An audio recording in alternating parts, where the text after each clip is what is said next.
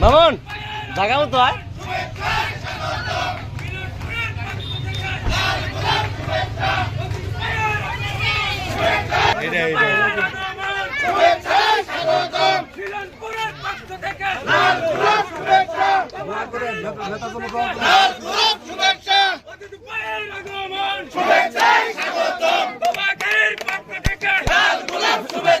মিলনপুরের পক্ষ থেকে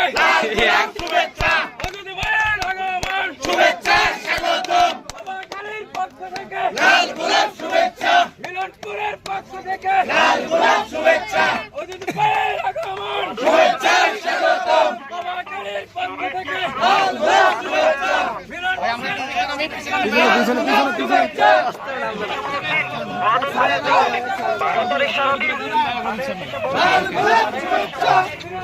দূর থেকে নেবেন